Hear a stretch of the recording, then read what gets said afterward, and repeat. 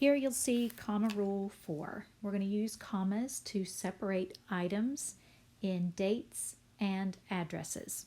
So I made one sample sentence for this one and have both dates and addresses in this particular sentence. This is about me. Before July 8th, 1998, we lived in Rock Hill, South Carolina, but then we moved to Princeton, West Virginia. Notice that I included the comma for the compound sentence. Because I am not talking about compound sentences, I already have that comma here, so it doesn't confuse us. But let's put the new commas in where they're going to go. I'm going to need to have a comma between the month/day and year, July 8th, 1998. And then I'm going to need to have another comma after 1998 before I continue my sentence. Then I'm going to use my next comma after the city, Rock Hill, prior to the state, South Carolina. And I would have needed a comma there anyway because I ended my location, but I didn't end my sentence. But I already had a comma there because I have a compound sentence. Then we moved to Princeton, West Virginia. I'm going to need another comma to separate Princeton from West Virginia. Notice I don't use a comma at the end of the sentence because I have a period, so I don't need a comma there. All right, I cheated a little bit for comma rule 5 because comma rule 5 was supposed to be using commas in friendly letters after the salutation or the closing, but I included the heading because you're also going to use commas in the heading. They included that in comma rule 4, and it was just easier for me to make one example of a friendly letter and give you all of those uses of the commas in the friendly letter in the one spot or the one example. So here we go.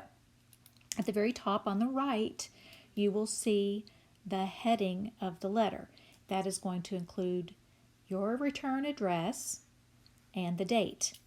Now, in the return address, you're going to use a comma to separate city and state, and then you're going to use another comma in your date. Next, we see the the greeting of the letter. That's Dear Preacher Scott. He was my pastor at the church we went to in Rock Hill before we moved to Princeton. So after I give that greeting, I need to use a comma at the end of his name. Then pretend I've written several lines of a friendly letter right here, and then at the bottom I have my closing. And I say, in Christ, I'm going to use a comma there, make that a little bit better, Mrs. Moranto. So anytime you're writing a friendly letter, you're going to have several areas that are going to use commas in addition to when you would use them in just writing the body of the letter. And remember, this is the body of the letter, the section that is the part that you're writing what's going on in your world. So I have an extra comma for my salutation or my greeting, and I have an extra comma for my closing. And then, of course, you wouldn't forget these commas because those would be used anyway, no matter where I'm writing a city and state or a date. All right, the next two comma rules, 6 and 7, are both used to set off words. 6 is specifically to set off words that come at the beginning of a sentence, and then 7 is to set off words of direct address. And direct address can be at the beginning, the middle, the end. I used an example in the middle. Okay, so the first example up above says, yes, I do like scrambled eggs. So I'm going to need a comma after the word yes. That'll satisfy comma rule 6. The second sentence says, unto thee, O Lord, do I lift up my soul. Now I'm talking to God here. It's like a prayer I'm making or maybe a praise to him. So Lord is the word that is my direct address. But I've included the word O. And O does not ever have a comma after it, even though OH does. Okay, pay attention to that. OH, if I had O Lord, I would definitely use a comma after O.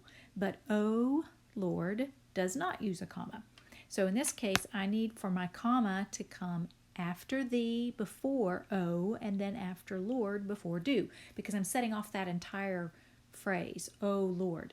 It's almost like you're drawing attention to God's name within your sentence when you say, O Lord.